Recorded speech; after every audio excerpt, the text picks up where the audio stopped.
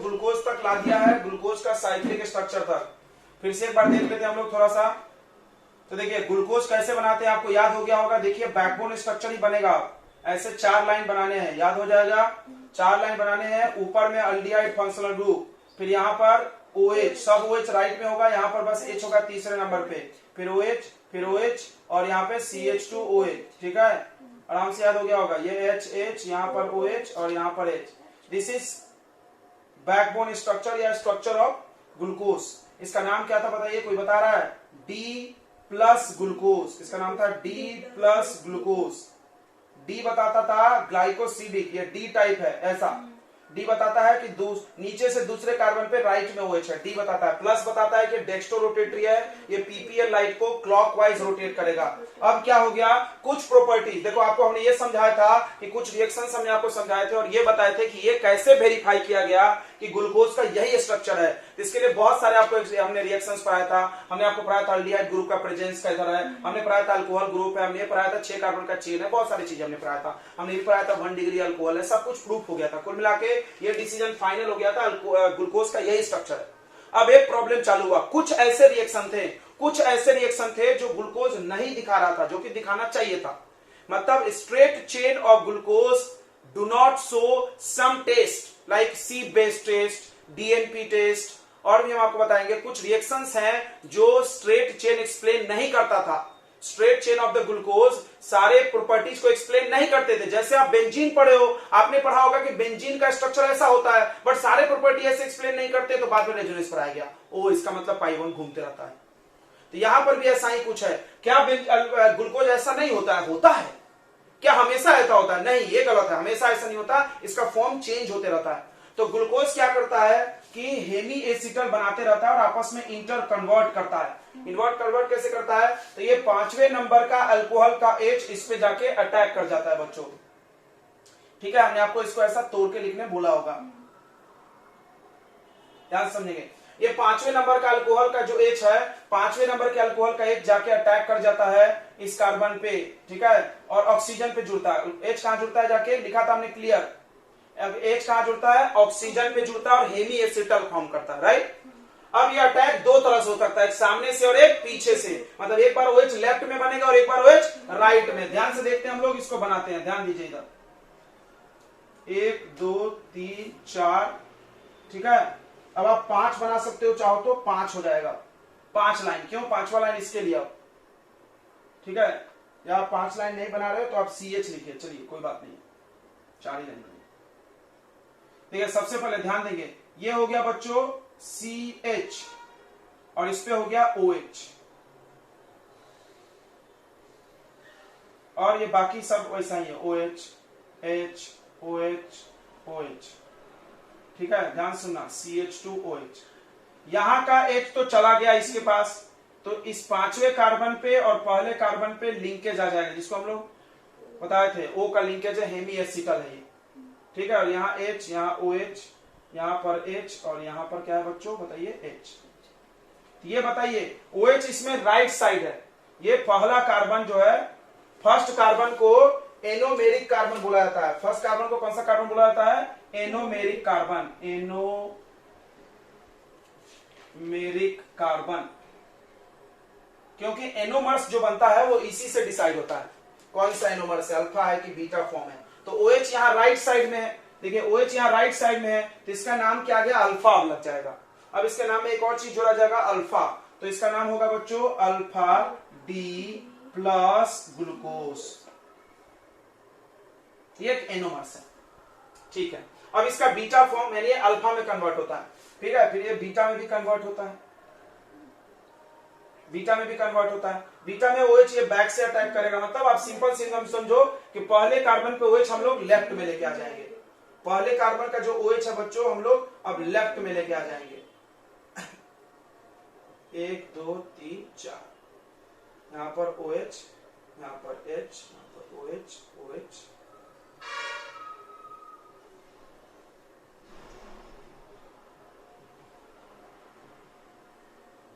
और 5वें कार्बन में और पहले कार्बन में ग्लाइकोसिडिक लिंकेज, ग्लाइकोसिडिक होती है, सॉरी, O का लिंकेज, ठीक है, ये देखो। अब देखो इसमें ये लेफ्ट में है OH, फर्स्ट कार्बन जो एनोमेरिक कार्बन है उसमें OH लेफ्ट में है, तो इसका नाम है बीटा डी प्लस ग्लूकोज। अच्छा, अल्फा डी और बीटा डी में स्टेबल कौन होता है ज्यादा, तो बीटा डी, याद रखेंगे, बताएंगे हम, कारण बताएंगे, आप अभी बस लिख लें। Beta D is more stable then alpha D, ठीक है। ये 64% फॉर्म होता है और ये 36% ही फॉर्म होता है, मतलब जब ये कन्वर्ट होते रहते हैं तो इसमें परसेंटेज इसका कम रहता है, लेस स्टेबल है, ठीक है बच्चों, इतनी बातें क्लियर हो गई। अब सवाल है कि साइक्लिक बॉन्ड, साइक्लिक स्ट्रक्चर, इस बात की पता कैसे चली, ठीक है, इतना क्लियर हो गया आपको, आपने ये नोट कर लिया होगा, ओके। चलिए अब हम लोग पढ़ेंगे बच्चों कि क्या एविडेंस है साइक्लिक फॉर्म का, ठीक है, क्या एविडेंस, हम एक साइक्लिक फॉर्म इसमें छोड़ दे रहे हैं हमको बताने के लिए, बाकी हम इरेज करने वाले हैं, ठीक है, आपने बना लिया होगा। तो चलिए कुछ चीजें और देखते हैं, साइक्लिक फॉर्म आया कैसे, ग्लूकोज का साइक्लिक कैसे आया इसको समझते हैं हम लोग। तो हम लोग कर रहे हैं साइक्लिक स्ट्रक्चर ऑफ ग्लूकोज, ध्यान से देखेंगे, साइक्लिक स्ट्रक्चर ऑफ ग्लूकोज हम लोग पढ़ रहे हैं बच्चों, हेडिंग यही है आपका।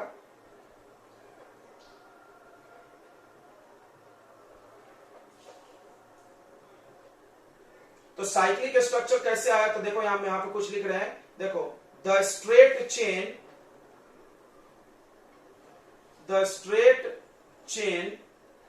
structure of glucose do not shows following properties.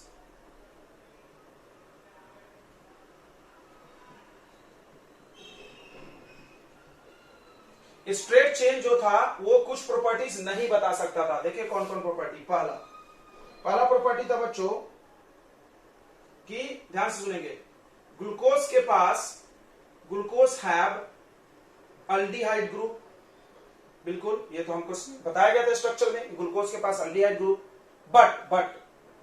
But it do not react, but it do not give, क्या क्या नहीं दे सकता था वो, but it do not give 2,4-DNP test, 2,4-DNP test, और कौन कौन टेस्ट नहीं दे सकता था, 2,4-DNP टेस्ट नहीं दे सकता था, और ये चीप बेस्ड टेस्ट भी नहीं दे सकता था।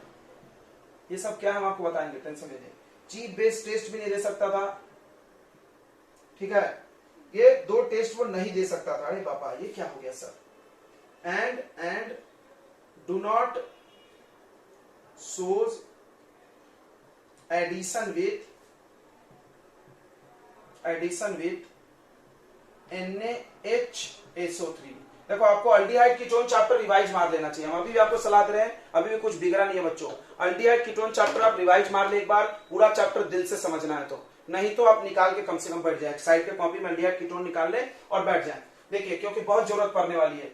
चलिए आप अल्डिहाइड चैप्टर पढ़े हो और हमने आपको पढ़ा होगा अल्डिहाइड का रिएक्शन नाइट्रोजन कंटेनिंग कंपाउंड से, जिसमें हम आपको रिएक्शन पढ़ाएंगे ऑक्सीजन से, हाइड्रोजन से, और उसके बाद ये 2,4-DNP भी पढ़ाए वहां पे, 2,4-डाइनाइट्रोफिनॉल। तो देखो अब हम लोग देखते हैं एक एक चीज देखते हैं, ध्यान से देखेंगे बच्चों। होता क्या है कि जो भी अल्डिहाइड ग्रुप है, इसको हम एक्सप्लेन कर रहे हैं, पेपर में आपको एक्सप्लेन करने की जरूरत नहीं, आप सीधे ऐसा लिख सकते हो ग्लूकोज ये रिएक्शन नहीं दिखाता है, जबकि उसके पास अल्डिहाइड है। अल्डिहाइड है तो दिखाना चाहिए, क्योंकि अल्डिहाइड का ये प्रॉपर्टी है, क्योंकि आपको पढ़ाया गया है कि जो कार्बोनाइल ग्रुप होता है वो नाइट्रोजन के किसी भी कंपाउंड से रिएक्ट कर जाता है। एक कंपाउंड है 2,4-डाइनाइट्रोफिनाइल हाइड्राजीन, इसका पूरा नाम है 2,4-डाइफिनाइल हाइड्राजीन। देखिए ऐसा होता है, आप अपने कॉपी में देखिएगा पढ़ाया गया है, या एनसीईआरटी बुक है तो उसमें भी दे सकते हैं। 2,4-डाइनाइट्रो फिनाइल हाइड्राजीन, हाइड्रोजन याद होगा, NH2NH होता है, ये आपको याद है क्या, यह है 2,4-डाइफिनाइल हाइड्राजीन, 2,4-डाइफिनाइल डाइनाइट्रोफिनाइल, सॉरी डाई दिख रहा है, ये डाइनाइट्रो, नाइट्रो ग्रुप है ना, डाइनाइट्रोफिनाइल हाइड्राजीन।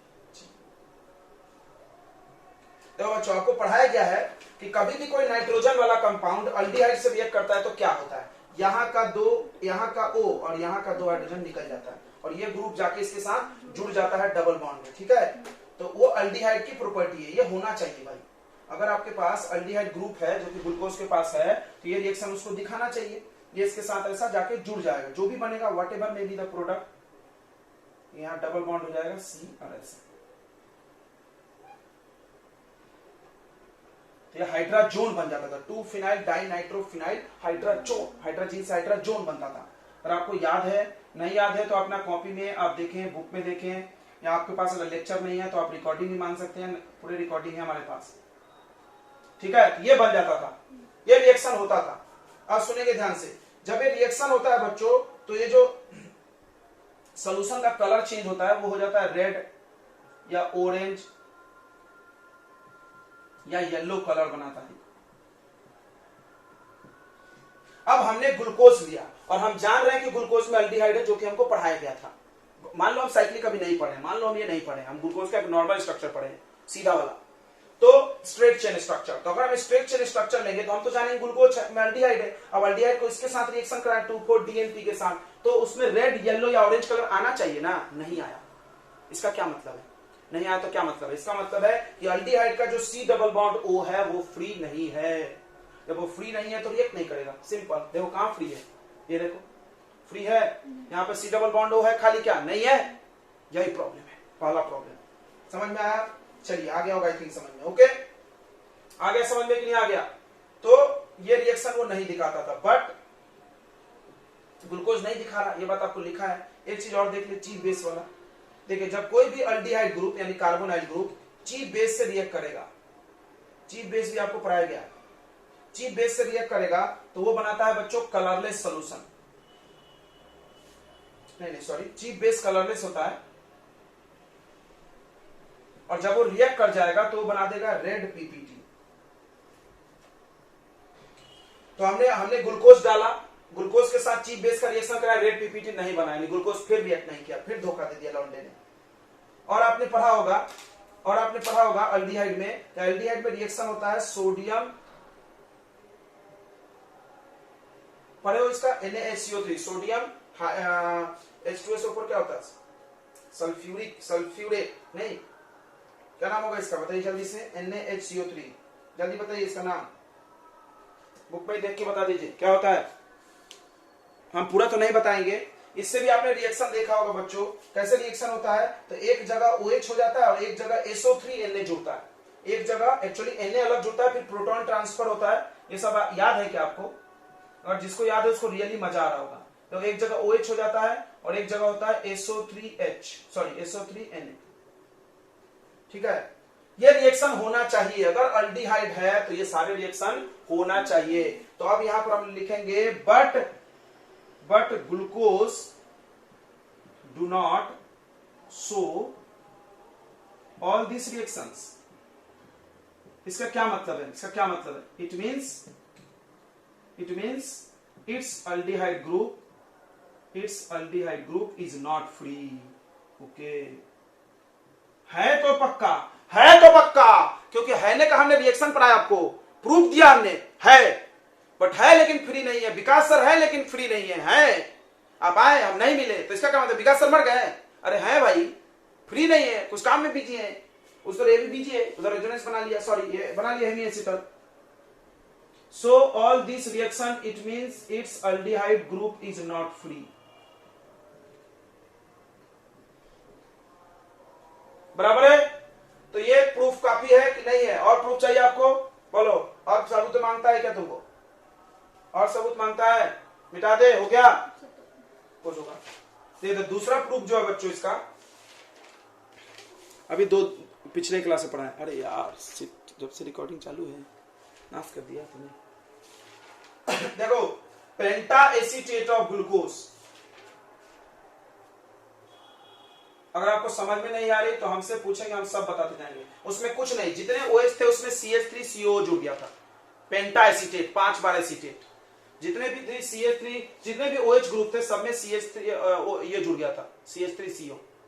याद करो, हमने तुमको एसिटिक एनहाइड्राइड से रिएक्शन कराया था। अगर आपको याद नहीं आ रहा तो ग्लूकोज का रिएक्शन एसिटिक एनहाइड्राइड से जब कराया होगा हमने, आप देखो प्रूफ जो हम पढ़ा रहे थे, प्रूफ उसमें पढ़ाए होंगे presence of OH group. Presence of OH group में हमने क्या पढ़ाया था आपको, ये पढ़ाया था कि उसका रिएक्शन एसिटिक एनहाइड्राइड से करा दो, सब जगह स्ट्रिफिकेशन हो जाता था, याद आ गया। तो वहां बनता था पेंटा एसीटेट ऑफ ग्लूकोज, उसमें CHO ग्रुप होता था, ऊपर में होता था। तो वो डज नॉट रिएक्ट, ध्यान सुनेंगे, डज नॉट रिएक्ट, वो रिएक्ट नहीं करता था हाइड्रोक्सिल एमाइन से, does not react with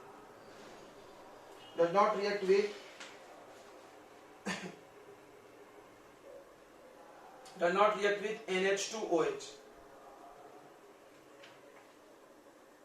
does not react with NH2OH, ठीक है, NH2OH से रिएक्ट नहीं करता। जबकि आप पीछे जाओ फिर से और पढ़ो, अल्डिहाइड चैप्टर पढ़ो निकाल के फिर से, अल्डिहाइड का रिएक्शन जब भी आप NH2OH से कराओगे ये करेगा, हाइड्रोजन कंपाउंड है, हाइड्रोक्सिल एमाइन, हाइड्रोक्सिल OH को बोलते हैं, OH को हाइड्रोक्सिल बोलते हैं और अमाइन NH2 को बोलते हैं ना।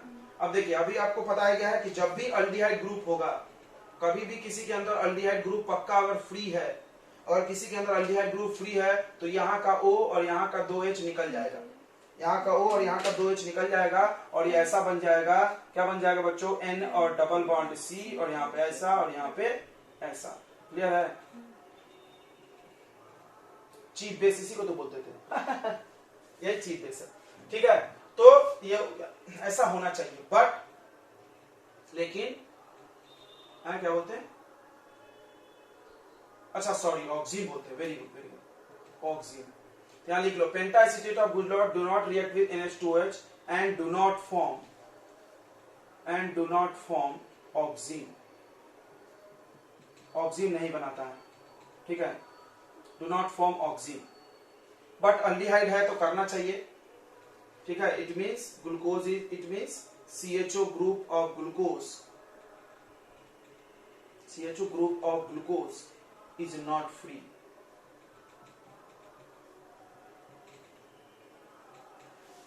चलिए, तो ये सारे प्रूफ काफी है आई थिंक आपके लिए कि इस बात को साबित करने के लिए 10 इस प्रकार ये कंक्लूजन है कि ग्लूकोज का साइक्लिक स्ट्रक्चर भी होता है।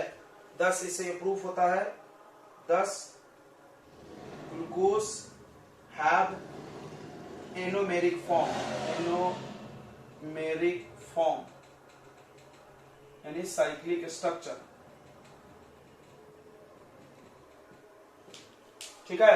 क्या हमने आपको ये जवाब दिया था कि 5वां कार्बन ही क्यों अटैक किया, दिए थे, क्योंकि 6 कार्बन का रिंग ज्यादा स्टेबल होता है, बताए थे क्या, 5वां कार्बन ही क्यों अटैक किया, कोई पूछ सकता है, क्योंकि 6 कार्बन का रिंग ज्यादा स्टेबल होता है, इस बात को आप कहीं नोट कर ले, ठीक है। 5वां कार्बन का ही क्यों करता है भाई, क्योंकि 5 और 6 के रिंग ज्यादा स्टेबल होते हैं। हेमीएसिटल में ये बताया था हमने सर, नहीं, हेमीएसिटल में बच्चों, hemiacetal is a less stable compound, but 5 और 6 मेंबर रिंग में स्टेबल हो जाता है। चलिए, तो हम लोग एनोमर्स पे आ जाते हैं, फिर से इसको मिटा दें, हो गया ना, हो गया क्या बच्चों। अब हम लोग आते हैं एनोमर्स में, ध्यान दें,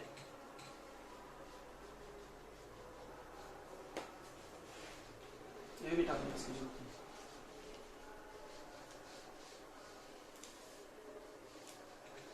चलिए, तो एक बार फिर से हम लोग ध्यान दो बच्चों, एक बार बोलिए माता शेरा वाली की जय। अब हम लोग फिर से एक बार इसका साइक्लिक स्ट्रक्चर प्रैक्टिस करेंगे, फाइनल प्रैक्टिस है, इसके बाद नहीं आएगा, फाइनल प्रैक्टिस है, इसके बाद नहीं आएगा। चलिए फटाफट साइक्लिक स्ट्रक्चर प्रूफ पढ़ेंगे, हम लोग पढ़ने जा रहे हैं एनोमर्स, एनोमर्स प्रूफ पढ़ने जा रहे हैं, ठीक है। एनोमर्स हमको पढ़ाए थे, एनोमर्स क्या है, 2 ऐसे फॉर्म जो क्या किसका पोजीशन बदलने पे बदल जाए, बताइए, 2 cyclic form which have 2 different structure due to change of position of OH group, बराबर। ये क्या है एनोमर्स, आपको डेफिनेशन दिखाया गया होगा, क्या है ये, 2 डिफरेंट साइक्लिक स्ट्रक्चर है, ये डिफरेंट साइक्लिक स्ट्रक्चर है, जिसमें क्या डिफरेंट होना चाहिए, different position of OH group, कौन से कार्बन पे, फर्स्ट कार्बन पे, कौन से कार्बन पे, फर्स्ट कार्बन पे, पहले कार्बन पे OH बदल करके जो अलग अलग रूप का निर्माण हो उसको हम लोग एनोमर्स बोलते हैं, ठीक है। एनोमर्स को हम लोग ईपीमर्स भी बोलते हैं, they are also called epimers, बताए थे साहब, they are also called epimers, उनको एपीमर्स भी बोलते हैं, ध्यान से सुनेंगे अभी। अब इनमें हम लोग डिफरेंस पढ़ेंगे, उसके पहले इसको बना लेंगे, देखिए बनाना सीखते हैं हम लोग, फिर से देखिए फटाफट, 1 2 3 4 याद हो जाएगा, देखना यहाँ पे, ये है C, ध्यान सुनना, ये है C और H, इधर OH अगर किए, ये राइट साइड में OH आ गया, कौन सा फॉर्म? अल्फा। पहले लिख दीजिए अल्फा। चलिए अब फटाफट चालू हो जाइए। ये पहला कार्बन है 1 लिख दो, ये दूसरा, तीसरा, तीसरा में बस पलटी मार देगा। OH हमेशा राइट में होना चाहिए, OH हमेशा राइट में होना चाहिए, नहीं है तो बस तीसरे पे नहीं है। बनाने आ रहा है जल्दी जल्दी। और यहां से यहां तक का हेमी एसिटल लिंकेज पांचवे पे, यहाँ पे सही है। ओके, ये अल्फा फॉर्म है, अल्फा डी प्लस ग्लूकोज। बाप रे कितना सरल। ध्यान सुनेगा, अभी इसका नाम में और चेंज करेंगे। इसका एक और फॉर्म है, ध्यान दें। अच्छा, ये सब हम लोग कौन सा फॉर्म बना रहे हैं बच्चों? ये जो हम लोग रूप बना रहे हैं इसको बोलते हैं, कौन सा प्रोजेक्शन बोलते हैं? देखिए, दो स्ट्रक्चर आपको पढ़ाया जाता है इस चैप्टर में।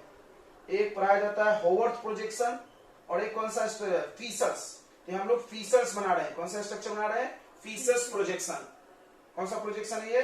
Fissures projection. जिसको नहीं समझ रहा है लिख लेगा, या फीसर्स स्ट्रक्चर है, ऐसा होता है, ठीक है। बॉन्ड लाइन से बनाए जाते हैं। अब ये होवर्थ बनाएंगे, इसका ध्यान दें, ऐसे नाम वाइज भी सवाल आता है। अब हम सिर्फ पहले कार्बन पे OH बदल देंगे।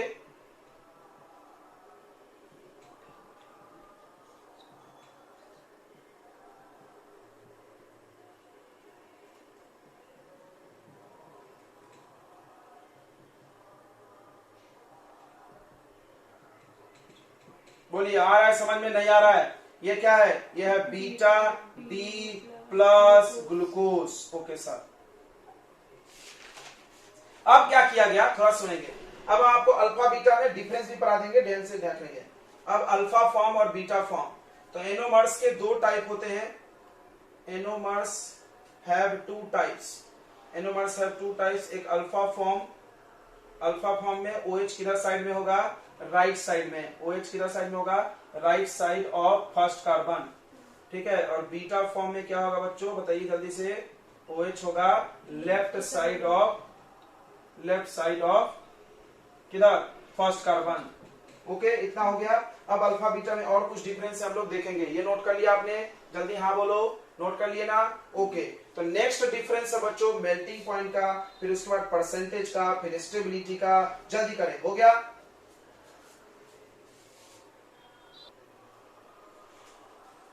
चलिए, तो अल्फा फॉर्म और बीटा फॉर्म में कुछ डिफरेंसेस देखते हैं हम लोग।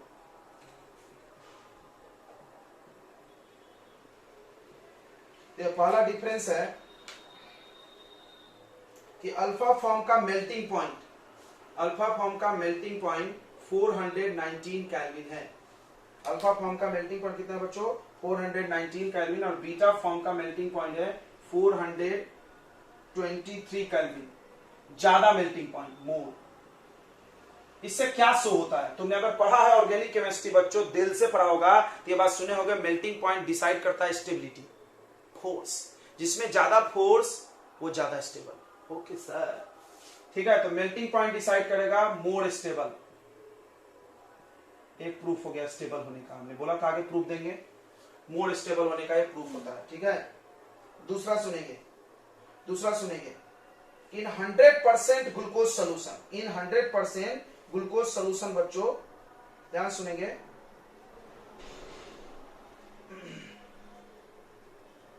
अच्छा, इसको बनाते कैसे हैं पहले इसको देख लेते हैं।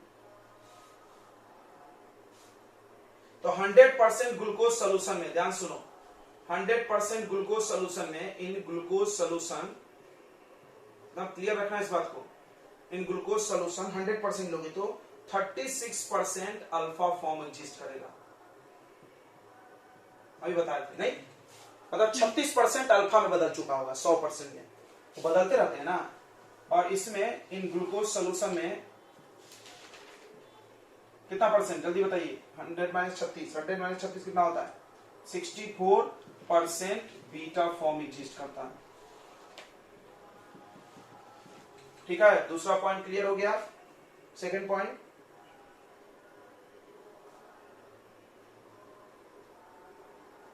अगला सुनो, अल्फा फॉर्म कैसे बनाओगे? अल्फा फॉर्म कैसे बनाओगे?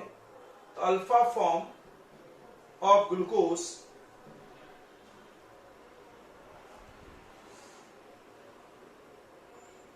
Alpha form of glucose is formed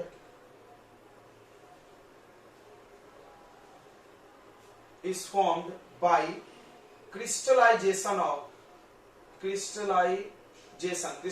technique सुने होंगे।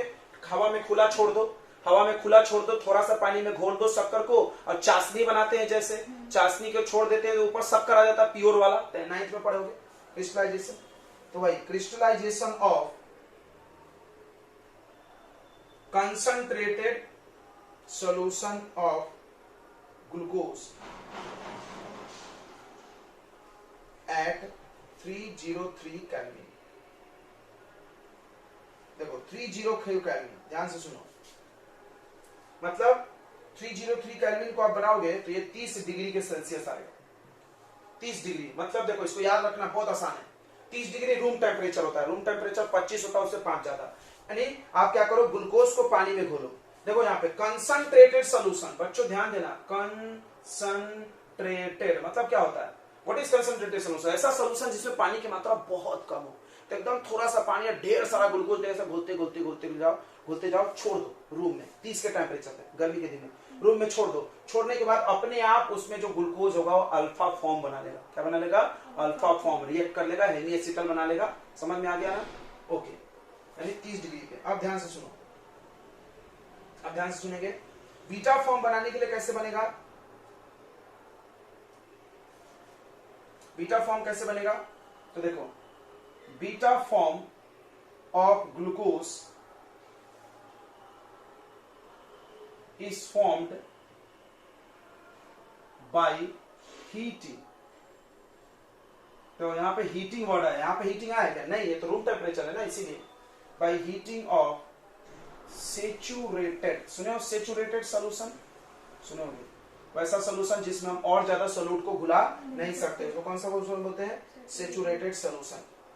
Saturated solution of glucose at 371 kelvin, यानी 98 डिग्री सेल्सियस, यानी लगभग पानी का बॉइलिंग पॉइंट। देखो इधर, पानी टेम्परेचर कितने पे उबलता है? 100 पे उबलता है, उससे थोड़ा सा कम 98, यानी उतने टेम्परेचर पर गर्म करो। अगर आप सैचुरेटेड सोल्यूशन ऑफ ग्लूकोज को, सैचुरेटेड एक्वस सोल्यूशन निकलो, वर्ड छूट गया यहाँ पे, पानी में घोलो,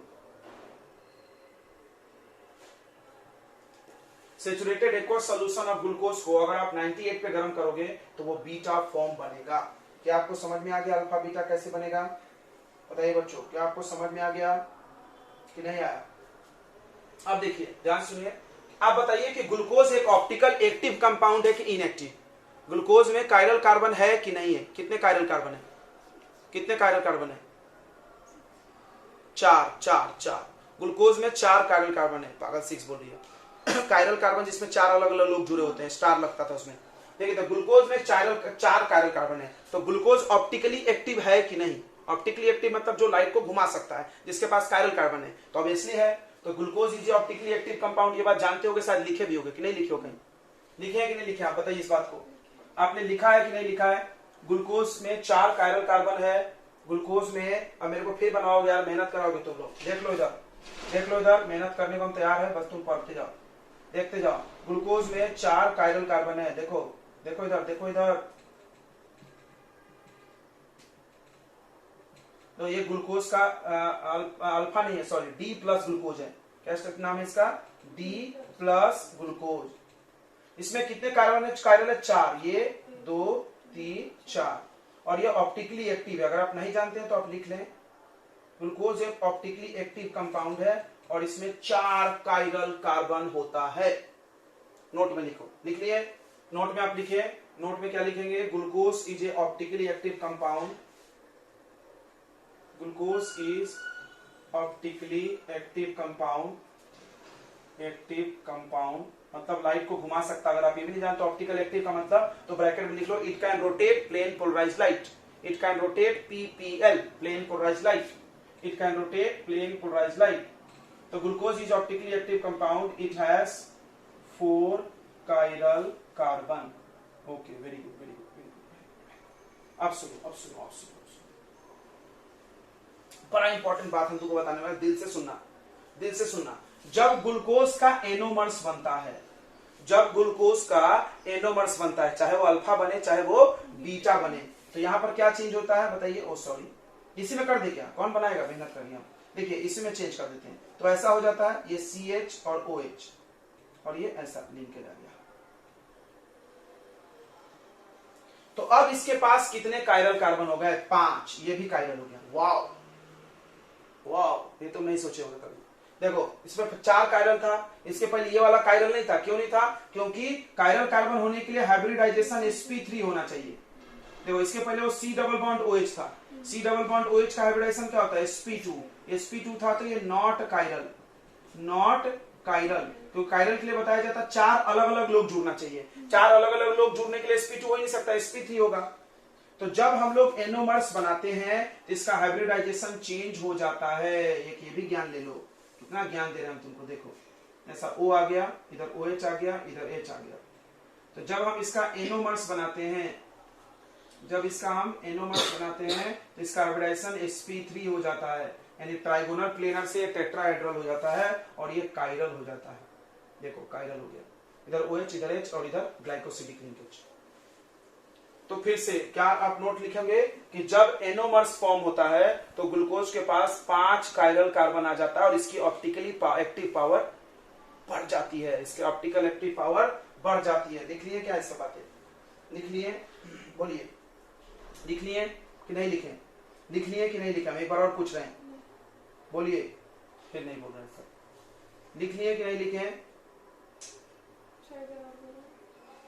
ठीक है, तो इसकी ऑप्टिकल एक्टिविटी बढ़ जाती है, इसकी ऑप्टिकल एक्टिविटी बढ़ जाती है। इस बात को भी लिखेंगे, इसकी ऑप्टिकल एक्टिविटी बढ़ जाती है, इसकी लाइट रोटेट करने की एबिलिटी बढ़ जाती है। फिर से समझ में आ गया कि ग्लूकोज का जो स्ट्रेट चेन स्ट्रक्चर है उसमें 4 कायरल कार्बन है। जब इसका एनोमर्स बनता है या क्लोज स्ट्रक्चर बनता है तो इसके पास 5 कायरल कार्बन आ जाते हैं और इसकी ऑप्टिकल एक्टिविटी बढ़ जाती है।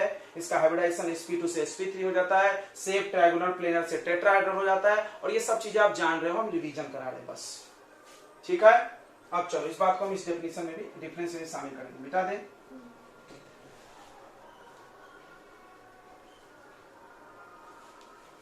शारदा भवानी मैया शारदा। देखो तो जो अल्फा फॉर्म होता है, ध्यान से सुनेंगे, जब अल्फा फॉर्म है, मान लीजिए हम एक कंटेनर ले लें, इस कंटेनर में ग्लूकोज का अल्फा फॉर्म ले लें। कैसे लोगे? ये यहां लिखा हुआ, देखो आप ग्लूकोज लो, क्रिस्टलाइन सोल्यूशन बनाओ उसका, sorry crystalline solution, concentrated solution glucose का लो और उसमें इतना टेम्परेचर मेंटेन करो, क्या बन जाएगा? अल्फा। तो अल्फा फॉर्म है ग्लूकोज का। इसमें से हमने प्लेन पोलराइज लाइट पास कर दिया। कौन सा लाइट पास कर दिए? Plane polarize light, PPL। क्या होता है? वैसा लाइट जो एक ही प्लेन में रोटेट करे। नाम को करो प्लेन। ऐसे लाइट सुने हो, लाइट वाइब्रेशन से बनता है, ऐसे ऐसे ऑसिलेशन। तो पढ़े हुए लाइट एक इलेक्ट्रोमैग्नेटिक वेव है, तो जिसका वेव एक ही प्लेन में हिले उसको प्लेन पोलराइज लाइट। तो जब हम इसको प्लेन पोलराइज लाइट को अल्फा फॉर्म से पास करोगे बच्चों, ध्यान सुन लेना, तो अल्फा फॉर्म तुमको रोटेट करेगा 112 डिग्री। कितना रोटेट करेगा? 112। देखो 112 डूम डूम क्लॉकवाइज। क्लॉकवाइज क्यों? डेक्स्ट्रो रोटेटरी है, याद है ना? अल्फा डी है, alpha D dextro, alpha D plus मतलब डेक्स्ट्रो। डेक्स्ट्रो मतलब क्लॉक। क्लॉक कैसा होता है? ऐसा टुक टुक टुक टुक टुक टुक टुक ऐसा घूमेगा, घड़ी की तरह। घड़ी देखिए, घड़ी देखिए 112 डिग्री का एंगल।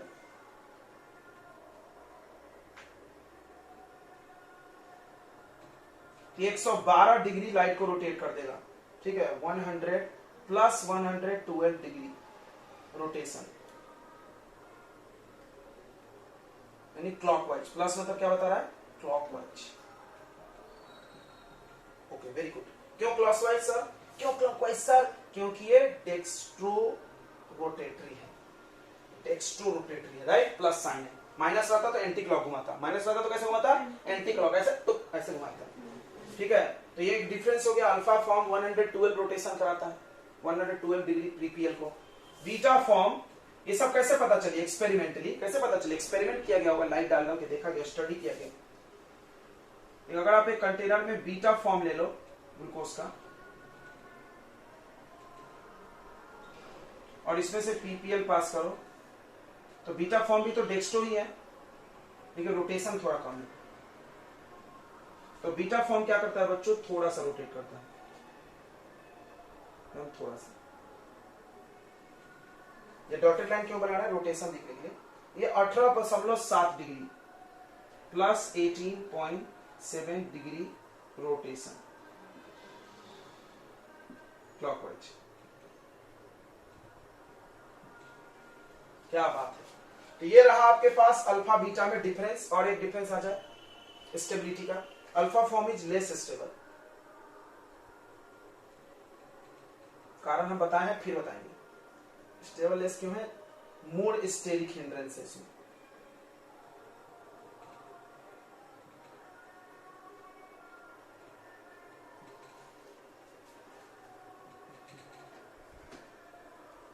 मोर स्टेरिक है और ये मोर स्टेबल है, लेस स्टेरिक हिंड्रेंस।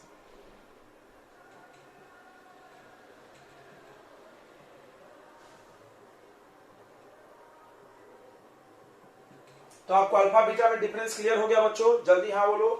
क्लियर हो गया? कुछ भी डाउट है तो आप पूछ सकते हैं। अगर आपको कुछ भी नहीं समझ में आया तो आप बेशक पूछें, क्योंकि आप एनसीईआरटी पढ़ो, सब दिया इतना। पढ़ते हो एनसीईआरटी?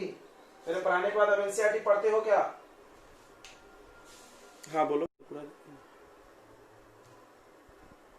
चलो रे, तो आगे हम लोग पढ़ रहे हैं बच्चों हॉवर्थ प्रोजेक्शन। सुनेंगे ध्यान से। Howarth structure of glucose. देखिए आपने पढ़ा है, ध्यान सुनेंगे। आपने पढ़ा अभी कि साइक्लिक स्ट्रक्चर होता है ग्लूकोज का। देखिए थोड़ा फिर से बना रहे, इतने बार बनाओ कि याद हो जाए। इतने बार बनाओ कि याद हो जाए। जैसे मेरे को हो गया, बना बना के। देखिए यहाँ CH, यहाँ OH, और यहां से बॉन्ड लाके किसमें जोड़ दें? 5 में। यहाँ पे आखिरी में CH2OH। यहाँ पे क्या लगेगा बताइए जल्दी से, बोलने के लिए। सारे OH राइट में होते हैं, याद रहेगा ना?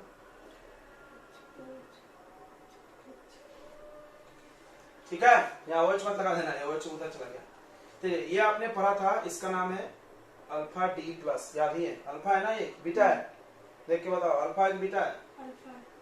अल्फा है। अब इसको क्या किया गया? एक कंपाउंड था बच्चों, ध्यान से सुनेंगे। एक ऑर्गेनिक कंपाउंड है पायरेन। पायरेन कैसा होता है? ध्यान से सुनने, बड़ा इंपॉर्टेंट कंपाउंड है। ऐसा 6 मेंबर का रिंग था, पूरे कार्बन थे उसमें। ऐसा कंपाउंड है ऑर्गेनिक केमिस्ट्री में जिसका नाम है पायरेन। इसको ऐसे ही बनाया जाता है, देखिए।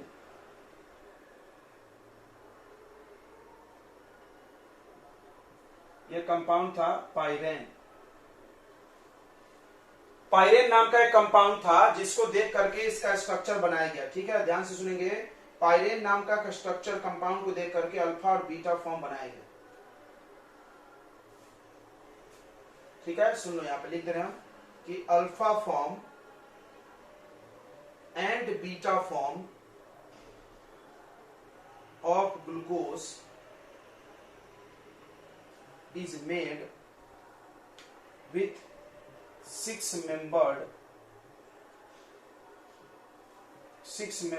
ring, जिसमें 5 कार्बन है और 1 ऑक्सीजन है। सिमिलर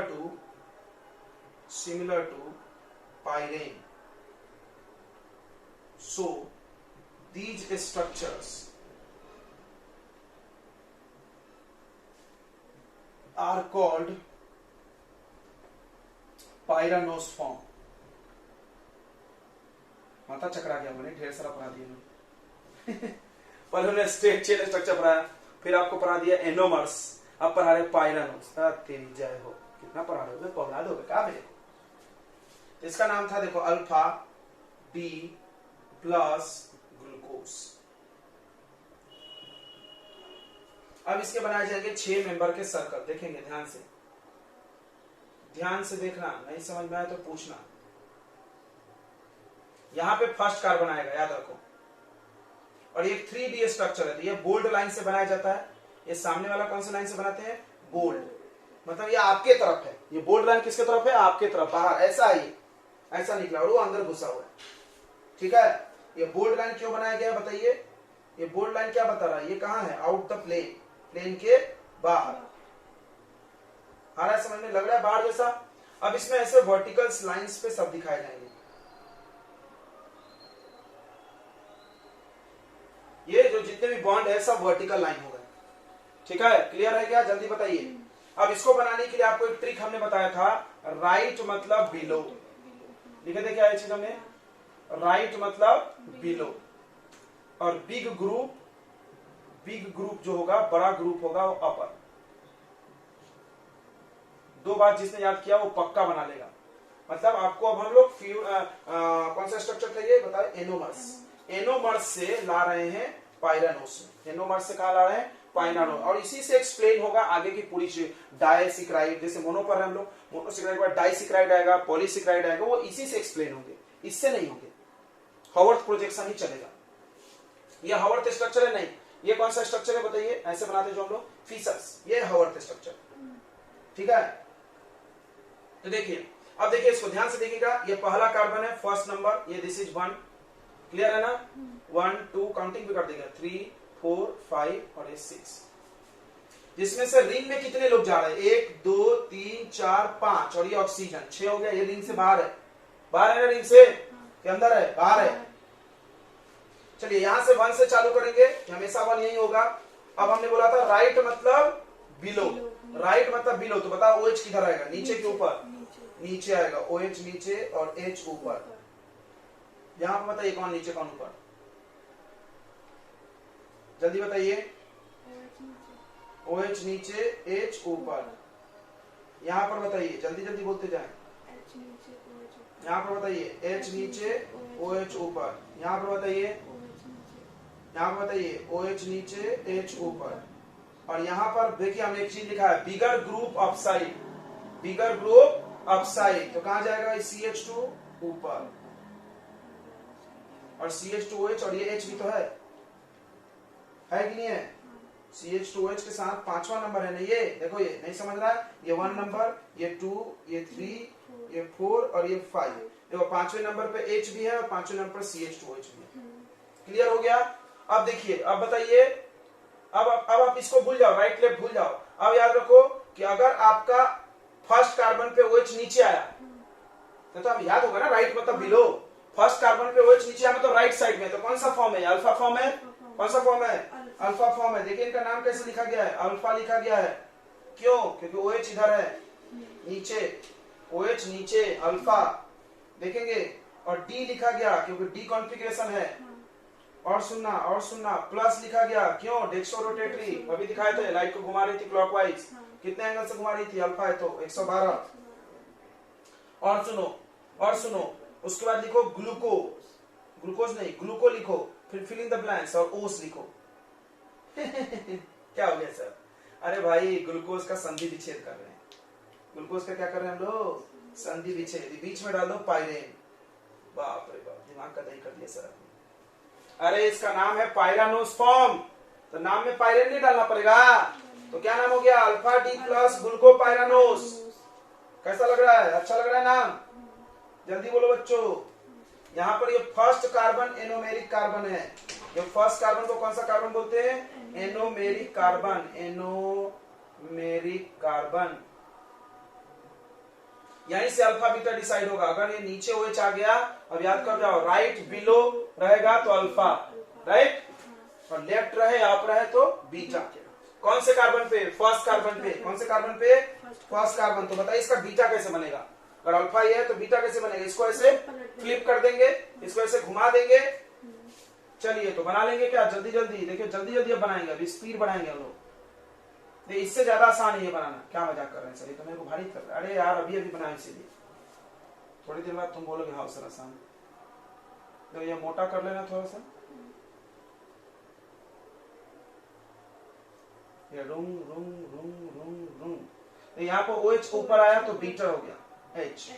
देखना हम तुम्हें एक बहुत बेहतरीन टेक्निक बता रहे हैं। क्या सर? तो बीटा में क्या होता है कि बड़ा ग्रुप अल्टरनेट होता है। देखो OH तो यहाँ पर HOH, फिर यहाँ पर OHH, यहाँ पर HOH। एक सेकंड रुक जाओ। OHH, हाँ सही है, OH, फिर यहाँ पर H ऊपर रहेगा, यहाँ OH नीचे, सही है। फिर यहाँ पर ऊपर में CH2OH, क्या बात कर दी है सर आपने। देखो बेहतरीन टेक्निक सीखना, ऊपर ऊपर का हम बता रहे हैं बस। देखो बीटा फॉर्म में एक साइड में एक जैसे ग्रुप कभी नहीं है। ओह माय गॉड, इससे बेटर आइडिया। देखो ध्यान से, पहले ऊपर OH, फिर ऊपर H, फिर OH, फिर ऊपर H, फिर OH। पसंद आया बीटा, पसंद आया बीटा, पसंद आया तो अल्फा भी आएगा। अल्फा इसी को तो पलटना है। समझ में आया कि नहीं आया? इसीलिए बीटा ज्यादा स्टेबल है। एक वर्ड लिखा था हमने, स्टेरिक हिंड्रेंस कम है। थोड़ा फील कर लो, थोड़ा फील कर लो। देखो इसका बड़ा ग्रुप ऊपर, इसका बड़ा ग्रुप नीचे, इसका बड़ा ग्रुप ऊपर, इसका बड़ा ग्रुप नीचे, इसका बड़ा ग्रुप ऊपर। अरे तेरी, यानी इसके जितने भी बड़े ग्रुप है वो सब आगे पीछे इससे दूर दूर है। तो इसमें रिपल्सन क्या होगा? रिपल्सन क्या होगा बताइए, बताइए जल्दी। अभी बताए थे स्टेरिक हिंड्रेंस को रिपल्सन बोलते हैं। स्टेरिक क्या स्पेलिंग है रे? स्टेरिक हिंड्रेंस लेस होगा। बताए थे कि नहीं? अभी बताए थे। अल्फा फॉर्म बीटा फॉर्म में बोले थे, हम आपको कारण वही समझाएंगे। चलिए इसका नाम बोलिए फटाक से। देखिए बीटा, फिर डी, फिर प्लस, फिर ग्लूकोपैरानोस।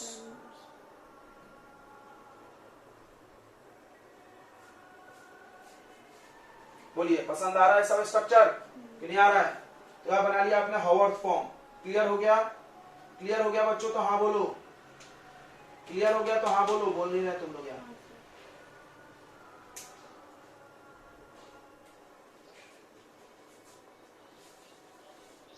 देखिए आपको हमने पढ़ाया था बच्चों, ध्यान से सुनना। हमने आपको पढ़ाया था कि सिर्फ अल्फा फॉर्म जब होगा, अल्फा फॉर्म बीटा फॉर्म पढ़े थे।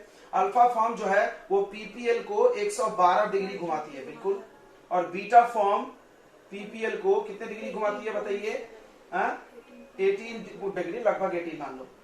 और तुमने ये भी पढ़ा था कि ये लोग आपस में इंटर कन्वर्टिबल है, ये भी पढ़े हो। मतलब इक्विलिब्रियम रहता है, ये बदलते रहते हैं। तो क्या लाइट का रोटेशन हर बार चेंज होता होगा? बिल्कुल बिल्कुल। नहीं समझा मेरे? अरे यार जैसे देखो अभी ये लोग बदल रहे हैं, बदल रहे हैं मतलब कभी अल्फा ज्यादा है, कभी बीटा कम है, फिर कभी बीटा ज्यादा है, अल्फा कम है। तो रोटेशन अलग अलग होगा ना, क्योंकि ये ज्यादा रोटेट करता है, कम रोटेट करता है। दोनों मिलकर रोटेट करेंगे तो रोटेशन चेंज होगा लाइट का। तो ये रोटेशन जो चेंज होने का प्रोसेस है उसी को क्या बोलते हैं? म्यूटा रोटेशन। देखो म्यूटा वर्ड का मतलब होता है चेंज। चेंज। तुम एक्स मैन सीरीज देखे हो क्या? तुम Hollywood movies x man series देखे हो कभी? देखे हो क्या? धन्यवाद। एक्स मैन सीरीज पूरे म्यूटेशन वर्ड पे बनाई गई है, तुमको पता है बात? थोड़ा सा बात कर लेते सिलेबस से बाहर। म्यूटेशन शायद ये समझ जाए। म्यूटा, म्यूटा वर्ड बहुत है बायोलॉजी में। म्यूटेशन किसी जानता है? कोई जानता है? Anybody knows what is mutation? किसी भी इंसान में नॉर्मल कैरेक्टर से जो चेंज आ गया उसको म्यूटेशन बोलते हैं। और वो पूरी पिक्चर में म्यूटेंट्स की बात की गई है। म्यूटेंट्स, पूरी पिक्चर म्यूटेंट्स पे बेस्ड है। म्यूटेंट्स क्या होते हैं? वो सभी लोग जिसमें एक नॉर्मल इंसान के अलावा कुछ एक्स्ट्रा है। जैसे किसी के पास 6 उंगली है, दैट इज ऑल्सो म्यूटेंट्स, वो भी म्यूटेंट है।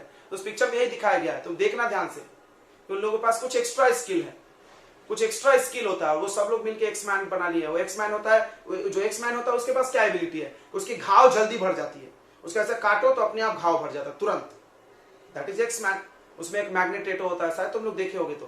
तो वो पूरी पिक्चर इस चीजों पे बनाई गई। और एक साइंटिफिक चीज है, बहुत सिंपल सी बात है। बहुत सारे म्यूटेंट्स इस पृथ्वी पे है। म्यूटेंट्स मतलब किसी के पैर की उंगली में 2 उंगली ज्यादा है तो म्यूटेंट है। म्यूटेंट है वो कोई काम तुमसे अलग कर सकता है, कोई काम तुमसे ज्यादा तेज या अच्छा कर सकता है कुछ काम मामले में, ठीक है? तो ये म्यूटेशन वही होता है। म्यूटेशन मतलब चेंज होना। तो आपको म्यूट वर्ड समझ में आ गया? म्यूट तो मतलब एक्चुअली तो बंद होता है, म्यूटा वर्ड सुनो। म्यूटा, म्यूट सुनोगे तो बोलेगा म्यूट मतलब तो आवाज बंद करना होता है, मोबाइल में तो म्यूट कर दो, तो वो अलग है। म्यूटा वर्ड बताना है। म्यूटा मतलब चेंज। तो देखिए म्यूटा वर्ड मतलब चेंज वर्ड होता है, ठीक है? आप इसको याद रखेंगे, बायोलॉजी में बड़ा कॉमन है। म्यूटा मतलब चेंज। तो क्या होता है म्यूटा रोटेशन का मतलब? Rotation of plane polarised light, rotation of plane polarised light, पूरा लिखें,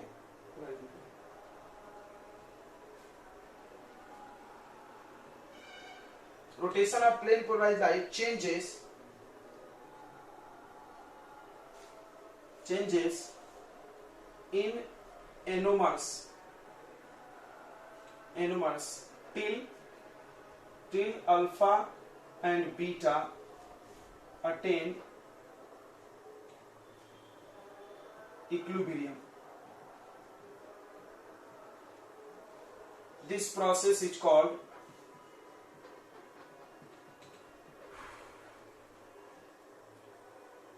म्यूटेशन। रोटेशन। ठीक है, अगर आप कोई नहीं समझा डेफिनेशन तो हम दूसरा डेफिनेशन बता सकते हैं।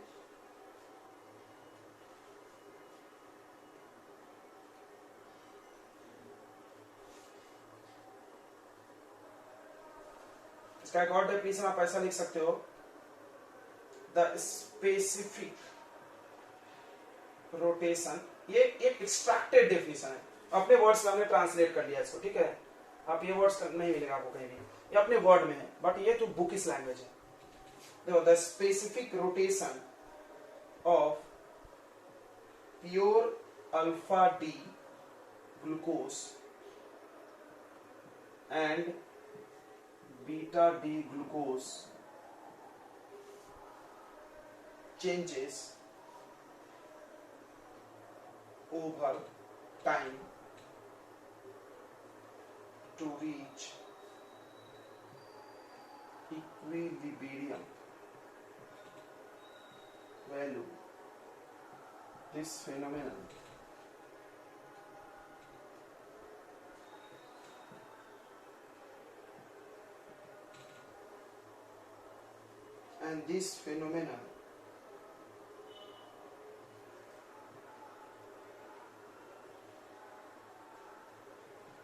is called mutarotation.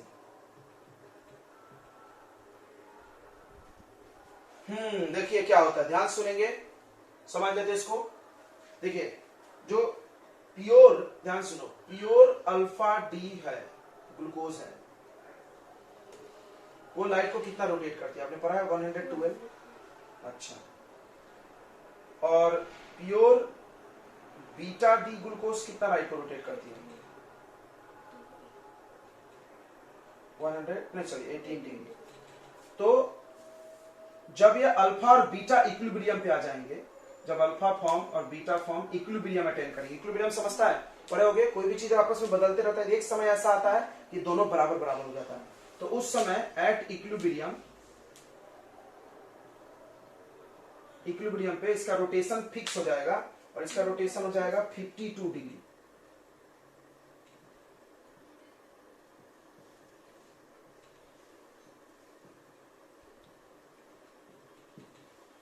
तो देखो ध्यान से समझना, तो इक्विलिब्रियम पहुंचने तक, जैसे मेरे पास प्योर अल्फा है, उसमें 112 घुमा रहा है, और अल्फा धीरे धीरे बीटा में बदलता है।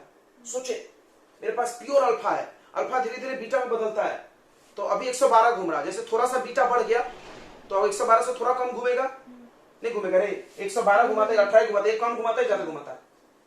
तो जब आप अल्फा से बीटा बन रहा है तो रोटेशन धीरे धीरे क्या हो रहा है, कम, कब तक कम होगा, जब तक वो कहां नहीं पहुंचेगा, इक्विलिब्रियम। इक्विलिब्रियम पे आके क्या हो जाएगा, रोटेशन फिक्स, दोनों बराबर हो गए ना। अब फिक्स कितना रोटेशन होगा, 52.6, यही लिखा है। देखिए, the specific rotation of pure alpha D glucose, ये रोटेशन है pure alpha D glucose and beta D glucose, beta D glucose changes, बदलते रहता है ओवर द टाइम, समय के हिसाब से, to reach equilibrium value, equilibrium value पहुंचने तक बदलता है। And this phenomenon is called, यहां भी वही लिखा है, पढ़ो, the rotation of plane polarized, ये ज्यादा समझ में आएगा तुमको, the rotation of plane polarised light changes in anomers in alpha beta, यानी प्लेन पोलराइज्ड लाइट के रोटेशन की एबिलिटी एनोमर्स में बदलता है टिल, तब तक जब तक अल्फा बीटा इक्विलिब्रियम नहीं पा ले। सिंपल लिखा है ना, ये कॉम्प्लेक्स है, ये सिंपल है। This process is called mutarotation. Clear हो गया, म्यूटा मतलब चेंज, रोटेशन चेंज होना, याद हो गया, रोटेशन चेंज होना, म्यूटा वर्ड चेंज, याद रहेगा, चेंज ऑफ रोटेशन, कब तक, जब तक इक्विलिब्रियम नहीं आता, बस इतना याद रखें। चलिए, ये हो गया म्यूटा रोटेशन। ओके, तो हम लोग आ रहे हैं ग्लूकोज खत्म। बच्चों अब ग्लूकोज खत्म हो गया, ग्लूकोज टॉपिक में इतना ही पढ़ाया जाता है, तो आपने ग्लूकोज में क्या क्या पढ़ा जल्दी से याद कर लीजिए। ग्लूकोज में आपको पढ़ाया गया है, ध्यान से सुनेंगे बच्चों, ग्लूकोज में आपको क्या क्या पढ़ाया गया, ग्लूकोज का मॉलिक्यूलर फॉर्मूला कहां से आया ये भी बताया गया, फिर ग्लूकोज के जो स्ट्रक्चर है वो कहां से आए ये भी बताया गया, उसके सारे रिएक्शंस दिखाए गए, प्रूफ दिखाए गए, फिर ग्लूकोज के अलग अलग स्ट्रक्चर्स क्या क्या एग्जिस्ट करते हैं, straight chain structure, close chain structure, pyranose form, और आपको वो एंडोमर्स वगैरह वगैरह। ठीक है,